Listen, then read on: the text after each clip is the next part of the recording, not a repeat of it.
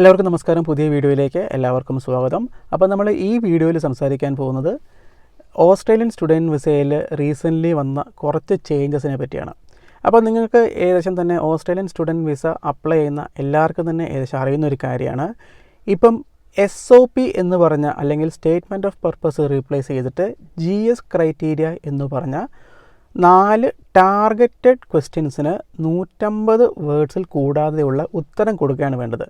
പണ്ട് നമ്മൾ SOP എഴുതുകൊണ്ടിരുന്നത് 300 characters എന്ന് പറഞ്ഞ ഒരു ലിമിറ്റേഷനൊക്കെ ഉണ്ടെങ്കിലും നമ്മൾ പേജസ് ആൻഡ് പേജസ് നമ്മൾ എഴുതി കൂട്ടിയതിന് ശേഷം അത് വിസ ഓഫീസർ വായിച്ച് നോക്കുകയാണ് ചെയ്തുകൊണ്ടിരുന്നത്. ഇപ്പോൾ ഇവരെന്ത് ചെയ്യുമെന്ന് പറഞ്ഞു കഴിഞ്ഞാൽ 4 ക്വസ്റ്റ്യൻ, അതിനകത്ത് ഓരോ ക്വസ്റ്റ്യനും 150 വേർഡ്സിൽ കൂടാതെ ഉത്തരം.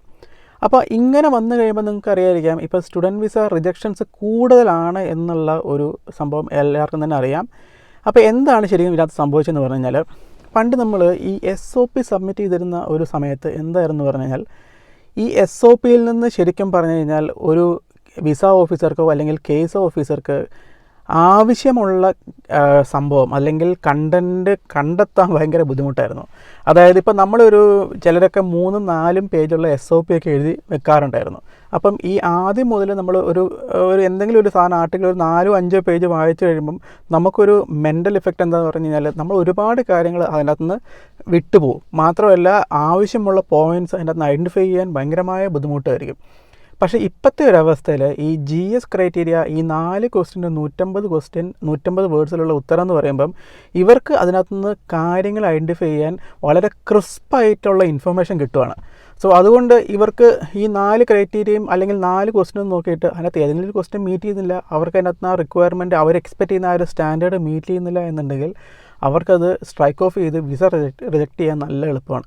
സോ അതുകൊണ്ട് തന്നെയാണ് ഈ GS ക്രൈറ്റീരിയ വന്നപ്പം സ്റ്റുഡൻറ്റ് വിസ എന്ന് പറയുന്ന സംഭവം ഒരുപാട് സ്ട്രിക്റ്റായി, ഒരുപാട് കിട്ടാൻ കുറച്ച് ബുദ്ധിമുട്ടായി. മാത്രമല്ല ആപ്ലിക്കേഷൻസിൻ്റെ ഈ ഒരു പുതുമ കാരണം പലർക്കും ഇതെങ്ങനെയാണ് എഴുതി ഉണ്ടാക്കേണ്ടത്, എന്തൊക്കെ കാര്യങ്ങൾ ഇൻക്ലൂഡ് ചെയ്യണം, ഈ 150 വേർഡ്സിൽ വളരെ ചുരുക്കി ഇതെങ്ങനെ എഴുതി ഉണ്ടാക്കും എന്നൊന്നും ഐഡിയ ഇല്ല.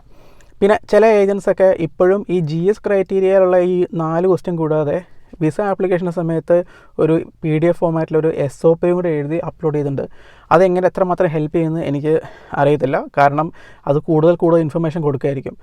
മേ ബി ഈ GS ക്രൈറ്റീരിയ കൊണ്ടുവരാനുള്ള കാര്യം തന്നെ അതായിരിക്കാം. ഈ SOP എന്ന് പറയുന്ന സംഭവം പലപ്പോഴും വളരെ ജനറിക് ആയിട്ടുള്ള ഉത്തരങ്ങൾ കൊടുത്ത് അതിൻ്റെ അകത്ത് കാര്യങ്ങൾ ഐഡൻറ്റിഫൈ ചെയ്യാൻ നല്ല ബുദ്ധിമുട്ടാണ്. സോ അതുകൊണ്ടായിരിക്കാം ഇപ്പോൾ ഇവർ ഓസ്ട്രേലിയൻ ഗവൺമെൻറ് അല്ലെങ്കിൽ അവർ ഇമിഗ്രേഷൻ ഇങ്ങനെ ഈ ഒരു 4 ടാർഗറ്റഡ് ക്വസ്റ്റ്യൻസിന് മാത്രം ഉത്തരം നോക്കുന്നത്. അപ്പോൾ ഈ ക്വസ്റ്റ്യൻസിൻ്റെ ഒരു ബേസിക്കലി ഇതിൻ്റെ ഒരു ക്വസ്റ്റ്യൻസിൻ്റെ സ്ട്രക്ചർ നോക്കിയാൽ അവർ നോക്കുന്നത് എന്താണെന്ന് പറഞ്ഞാൽ, നിങ്ങൾ ഈ പഠിക്കാൻ വരുന്ന കോഴ്സിന് നിങ്ങൾ ശരിക്കും ജെനുവിൻലി ഇൻട്രസ്റ്റഡ് ആയിട്ടാണ് വരുന്നത്. മാത്രമല്ല ഇവിടെ വന്നിട്ട് കോഴ്സ് സ്വിച്ച് ചെയ്ത് വേറൊരു കോഴ്സിലേക്ക് മാറാൻ ഉദ്ദേശിക്കുന്നില്ല. മാത്രമല്ല ഈ ഒരു കോഴ്സ് കഴിഞ്ഞാൽ നിങ്ങൾ ഓസ്ട്രേലിയയിൽ പെർമനൻ്റ്ലി നിൽക്കാൻ നോക്കാതെ തിരിച്ച് നാട്ടിലേക്ക് പോകാൻ ഉദ്ദേശിക്കുന്നു എന്നൊക്കെയാണ് ഇവർ നോക്കുന്നത്. കൂടാതെ അതിൻ്റെ കൂടെ തന്നെ ഈ ഫിനാൻഷ്യലി വെൽ ഓഫ് ആണോ, അല്ലെങ്കിൽ നമ്മൾക്ക് ഈ ഒരു ഇത്രയും പൈസ മുടക്കി ഓസ്ട്രേലിയയിൽ ഇത്രയും പൈസ ഇൻവെസ്റ്റ് ചെയ്ത് വരുമ്പോൾ അതിനുള്ള റിട്ടേൺ നിങ്ങൾക്ക് കിട്ടുമോ എന്നുള്ളതൊക്കെ ആയിരിക്കും അവർക്കറിയേണ്ടത്. സോ ബേസിക്കലി നിങ്ങൾ ഈ GS ക്രൈറ്റീരിയ അറ്റൻഡ് ചെയ്യുമ്പം നല്ല ക്രിസ്പാവാൻ നോക്കുക. അല്ലാതെ ഓൾ ഓവർ ദ പ്ലേസ് ആയിട്ട് നമ്മൾ എവിടെയും തൊടാതെ അതിൻ്റെ അകത്ത് ഉത്തരം പറഞ്ഞു കഴിഞ്ഞാൽ വിസ റിജക്ഷനുള്ള ചാൻസ് കൂടുതലാണ്. കാരണം അവർക്കിപ്പം കാര്യങ്ങൾ ഐഡൻറ്റിഫൈ ചെയ്യാൻ നല്ല എളുപ്പമാണ്. ഓരോ ക്രൈറ്റീരിയയ്ക്ക് അണ്ടറിലും 150 ക്വസ്റ്റ്യൻ്റെ ഒരു ചെറിയ പാരഗ്രാഫേ ഉള്ളൂ. അതിനകത്തുനിന്ന് അവർക്ക് ആവശ്യമുള്ള ഇൻഫർമേഷൻ എളുപ്പത്തിൽ കിട്ടും. അപ്പോൾ എന്തെങ്കിലും ഒരു പ്രശ്നം അല്ലെങ്കിൽ ഒരു മിസ്റ്റേക്ക് ഉണ്ടാക്കിയാലും അത് നോട്ടീസ് ചെയ്യപ്പെടാനും ഭയങ്കര എളുപ്പമാണ്. പക്ഷേ SOPയിൽ അങ്ങനെയല്ല. SOPയിൽ നമ്മൾ ഇങ്ങനെ 3-4 പേജൊക്കെ എഴുതി കൂട്ടുമ്പോൾ, നമ്മൾ 3-4 പേജ് ശരിക്കും എഴുതി കൂട്ടേണ്ട ആവശ്യമില്ല. പക്ഷേ എങ്കിലും എഴുതി കൂട്ടുമ്പോൾ അതിനകത്തുനിന്നുള്ള മിസ്റ്റേക്സ് അങ്ങനെ ഐഡൻറ്റിഫൈ ചെയ്യില്ല. എത്രയോ SOPകൾ സ്റ്റുഡൻറ്റ് വിസ അപ്രൂവ് ആയ ആളുകളുടെ SOP വായിച്ച് നോക്കുമ്പം അതിനകത്ത് പല രീതിയിലുള്ള ഡിസ്ക്രിപ്പൻസീസും ഉണ്ടാവും. പക്ഷേ ഈ GS ക്രൈറ്റീരിയ വന്ന സമയത്ത് ഈ ഡിസ്ക്രിപ്പൻസീസ് വന്നു കഴിഞ്ഞാൽ അത് ഐഡൻറ്റിഫൈ ചെയ്യാനുള്ള ഓപ്പർച്യൂണിറ്റീസ് വിസ ഓഫീസർക്ക് കുറച്ച് ഹൈ ആണ്.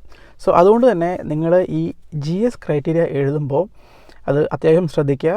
പിന്നെ അവർ നോക്കുന്നത് പ്ലാഗറൈസ്ഡ് മെറ്റീരിയൽ ഒരിക്കലും നോക്കില്ല. കാരണം വേറൊരു കാര്യം, GS ക്രൈറ്റീരിയ ഇപ്പം ഈ മാർച്ച് മുതലാണ് അവർ സ്റ്റാർട്ട് ചെയ്തിരിക്കുന്നത്. അപ്പോൾ അതുകൊണ്ട് തന്നെ ഒരുപാട് പേർക്കൊന്നും ഓൾറെഡി ഇത് വെച്ച് കഴിഞ്ഞിട്ട് വിസ അപ്രൂവ് ആയിട്ടില്ല. കാരണം സാമ്പിൾസ് കുറവാണ്. അപ്പം നിങ്ങൾ നിങ്ങളുടെ തന്നെ രീതിയിൽ എഴുതാൻ ഉള്ളൊരു ഓപ്പർച്യൂണിറ്റി ഉണ്ട്. കാരണം നിങ്ങൾ കോപ്പി അടിക്കേണ്ടി വരില്ല. കാരണം പല കോഴ്സുകൾക്കും ഈ GS ക്രൈറ്റീരിയ വെച്ചിട്ടുള്ള അതിനുള്ള GS ക്രൈറ്റീരിയ ആരും തന്നെ എഴുതിയിട്ടുണ്ടാവില്ല. സോ ബേസിക്കലി നിങ്ങൾ സ്വന്തമായിട്ട് എഴുതുക, ക്രിസ്പായിരിക്കുക. അതിനകത്ത് അവർ ആ ഒരു GS ക്രൈറ്റീരിയയുടെ ലിങ്ക് ഞാൻ അതിനകത്ത് ലിങ്ക് കൊടുക്കാം കേട്ടോ. ആ ലിങ്കിൽ അവർ കൃത്യമായിട്ട് പറഞ്ഞിട്ടുണ്ട് എന്തൊക്കെ കാര്യങ്ങളാണ് അവർ എക്സ്പെക്റ്റ് ചെയ്യുന്നതെന്ന്. ഓക്കെ, എന്തൊക്കെ കാര്യങ്ങൾ അവർ മെൻഷൻ ചെയ്യണം, എന്തൊക്കെ കാര്യങ്ങൾ അവർ ആ ഒരു സംഭവത്തിൽ ഇൻക്ലൂഡ് ചെയ്യുന്ന ഡിസൈർ ചെയ്തിട്ടുണ്ട് എന്നതിനെപ്പറ്റി കൃത്യമായ ഇൻഫർമേഷൻ അതിനകത്ത് കൊടുത്തിട്ടുണ്ട്. അപ്പോൾ നിങ്ങൾ ആ ലിങ്ക് കയറി നോക്കിക്കഴിഞ്ഞാൽ നിങ്ങൾക്കത് മനസ്സിലാവും. മാത്രമല്ല നിങ്ങൾ പിന്നെ വേറൊരു കാര്യം, നിങ്ങൾക്ക് നമ്മുടെ ഫേസ്ബുക്ക് ഗ്രൂപ്പിൽ ജോയിൻ ചെയ്യാൻ താല്പര്യമുണ്ടെങ്കിൽ ഇതിൻ്റെ ഡിസ്ക്രിപ്ഷൻ ബോക്സിൽ അതിൻ്റെ ലിങ്ക് ഉണ്ട്. മാത്രമല്ല ഇൻസ്റ്റാഗ്രാം ID നിങ്ങൾക്ക് കാണാവുന്നതാണ്.